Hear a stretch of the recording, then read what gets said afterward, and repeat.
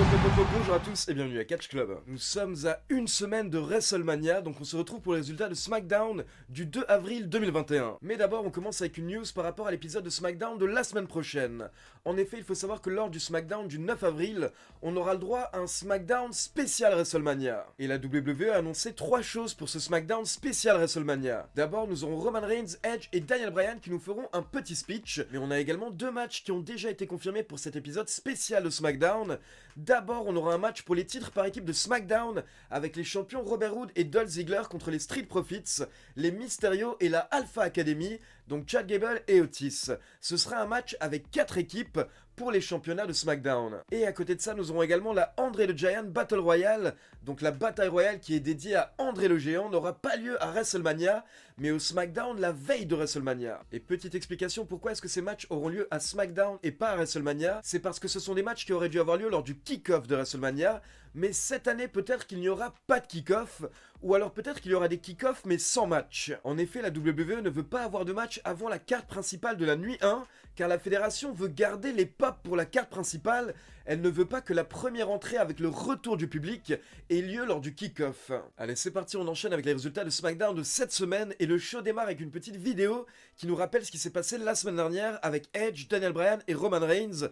Je rappelle que Adam Pearce a rajouté Daniel Bryan au match entre Roman Reigns et Edge à WrestleMania. Et donc suite à ça, la semaine dernière, Edge avait attaqué Roman Reigns et Daniel Bryan. Donc après cette petite vidéo, on a le droit à l'entrée de Edge. Edge nous explique qu'il était tellement concentré sur Roman Reigns ces dernières semaines qu'il ne s'est pas occupé de Daniel Bryan et il ne l'a pas vu venir. Pourtant, Edge nous dit que si quelqu'un devrait voir venir un manipulateur, un opportuniste, c'est bien lui. Edge nous dit que ces derniers jours, il a eu beaucoup de temps pour réfléchir, il s'est regardé dans le miroir et il aime enfin ce qu'il voit. Il nous dit qu'il voit enfin l'homme qui est prêt à tout quand il se retrouve dos au mur. Donc là, Edge s'emballe un petit peu, il a énormément d'énergie et il est très énervé, et il nous explique qu'il est enfin réveillé. Il nous dit qu'il est l'homme que Roman Reigns et Daniel Bryan rêvent d'être. Il est l'opportuniste ultime, il est une légende, et il est à nouveau le Rated R Superstar. Edge nous dit que ça lui a fait du bien, il s'est senti bien quand il a porté ses coups de chaise à Daniel Bryan. Et il nous rappelle que la semaine dernière, il était à ça, il était tout prêt de porter le concerto à Roman Reigns et Daniel Bryan dans le ring, et il nous explique que cette situation va réarriver,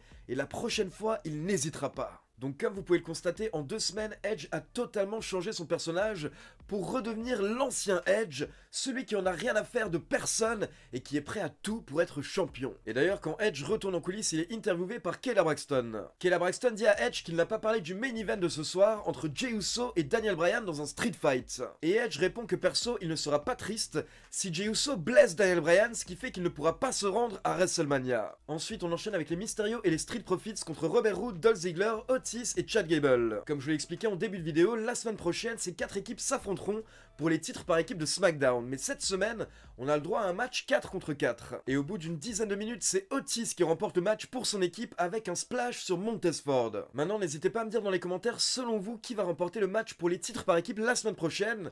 Personnellement, j'ai envie de miser sur les Mysterio car j'aimerais bien les voir champions par équipe. Maintenant, j'aurais préféré que les Mysterio remportent les titres par équipe à WrestleMania. Ensuite, on passe en coulisses dans les vestiaires de Adam Pearce et Sonya Deville qui sont rejoints par Paul Heyman. Paul Heyman explique qu'il est envoyé par Roman Reigns par rapport au main event de ce soir. Et en gros, en fait, Paul Heyman demande une sorte d'accord pour que la fédération ne puisse pas reprocher à Jey Uso les potentielles blessures qu'il va infliger à Daniel Bryan lors du main event.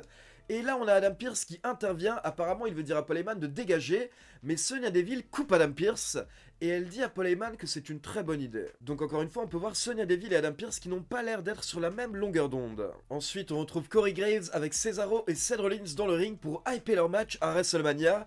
Et Seth Rollins qui nous a encore une fois gâté avec un énorme costume cette semaine. Perso, j'ai intitulé ce costume Purple Haze. Corey Graves essayait donc de hyper le match entre Rollins et Cesaro, mais Rollins n'en avait rien à faire parce que Rollins est totalement sûr de lui.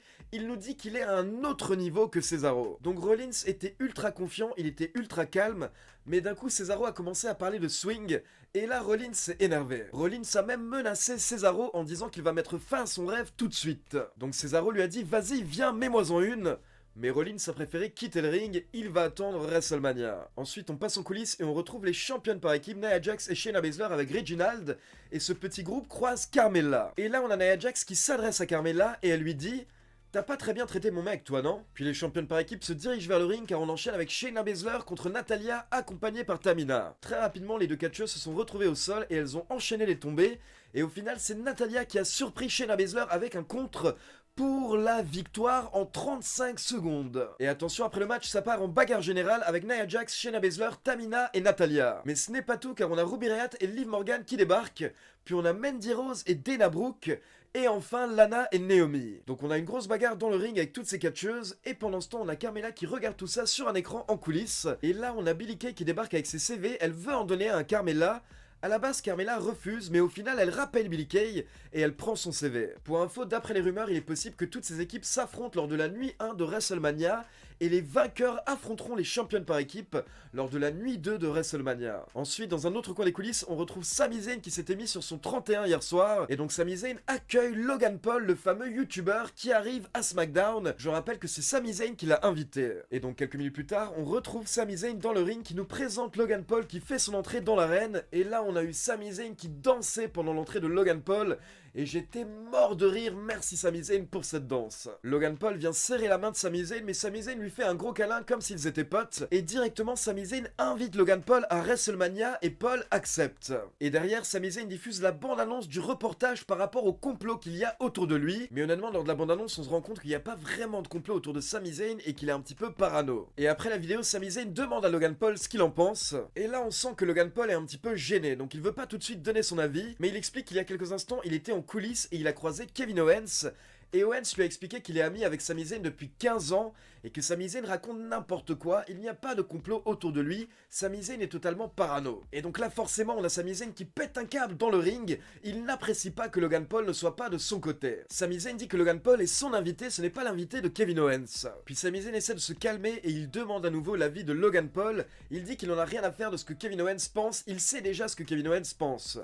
Donc là, Logan Paul ne voulait pas heurter, on va dire, Sami Zayn, donc il dit simplement qu'il sent que Sami Zayn y a mis beaucoup d'efforts. Bravo champion. Mais là, d'un coup, on a Kevin Owens qui sort de nulle part et qui porte un stunner à Sami Zayn. Kevin Owens dit qu'il n'arrive pas à raisonner Sami Zayn avec des mots, donc il va le raisonner avec des coups à WrestleMania. Puis Kevin Owens quitte le ring, mais au passage, il pousse Logan Paul un petit peu sans raison. Et bien entendu, ça ce n'était pas innocent, c'est la WWE qui tease des tensions entre Logan Paul et Kevin Owens. Donc maintenant, en gros, on sait que Logan Paul sera présent à WrestleMania et il aura forcément un rôle lors du match entre Owens et Zayn. La question c'est est-ce qu'il va soutenir Kevin Owens ou est-ce qu'il va se ranger du côté du heel, du côté de Sami Zayn. Ensuite, on repasse en coulisses dans les vestiaires de Adam Pearce et Sonya Deville qui sont rejoints par Edge. Edge qui leur annonce qu'il sera à la table des commentateurs ce soir lors du main event. Puis dans un autre coin des coulisses, on a le droit à une interview de Kevin Owens. Et KO nous explique qu'il voulait envoyer un message, c'est qu'il peut se tenir n'importe qui, n'importe quand. Mais là, c'est Owens qui s'est fait attaquer par derrière par Sami Zayn. Sami Zayn qui a jeté Kevin Owens sur de l'équipement. Puis Zayn a gueulé qu'il verra Kevin Owens à WrestleMania. Et ensuite, Sami Zayn a pris la fuite. Puis on a le droit à une petite interview de Bianca Belair qui hype son match à WrestleMania contre Sasha Banks. Et Bianca Belair se moque également un petit peu de Carmella qu'elle va affronter dans un instant. Donc Bianca Belair fait son entrée, mais directement elle se fait attaquer par Carmella avant même le début du match. Puis on a le droit à quelques pubs et quand le show reprend, le match a démarré. Donc on a Bianca Belair contre Carmella dans le ring. Malgré l'attaque avant le début du match, c'est bien Bianca Belair qui remporte le match avec le KOD. Mais attention, après le match, on a Sasha Banks qui se retrouve dans le ring et elle commence à tirer Bianca Belair. Mais Bianca Belair s'en sort et elle dit pas maintenant, on se battra à WrestleMania. Puis on passe en coulisses et on a le droit à une petite promo de King Corbin. King Corbin qui nous explique qu'il en a marre du manque de respect qu'il a à SmackDown. Et Corbin nous dit que quand il a entendu la proposition de Lashley à Raw, il a regardé sa montre à 45 000 $ et il s'est dit que c'est son heure. Puis on a le droit à une petite promo d'Apollo Crews qui nous parle encore une fois de ses origines.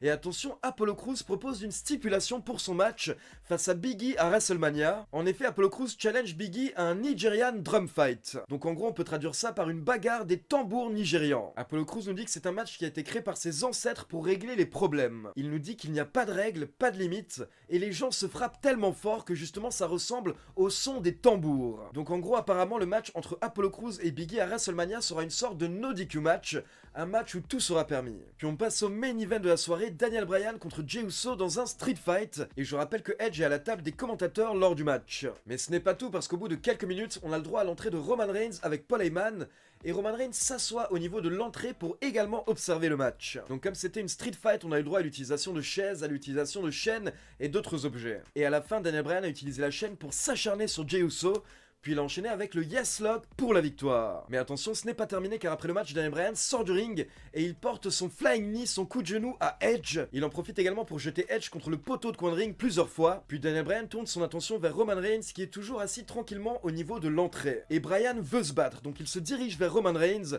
le chef tribal se prépare, il se lève, il chope sa chaise et il la jette sur Daniel Bryan, mais Bryan l'évite et là il porte son coup de genou à Roman Reigns et il enchaîne avec le Yes Lock. Donc des arbitres et des officiels interviennent pour séparer Daniel Bryan et Roman Reigns et le show se termine avec Daniel Bryan en train de fêter avec le public virtuel. Donc Daniel Bryan qui est en feu juste avant WrestleMania et les commentateurs nous précisent que là Daniel Bryan est en train de passer à un autre niveau. Donc voilà, c'est tout pour les résultats de SmackDown. Maintenant comme d'habitude c'est à vous, n'hésitez pas à me laisser vos avis dans les commentaires. Et bien entendu n'oubliez pas de liker la vidéo, de vous abonner à la chaîne et de cliquer sur la petite cloche pour être informé de la sortie des prochaines vidéos. Ciao tout le monde!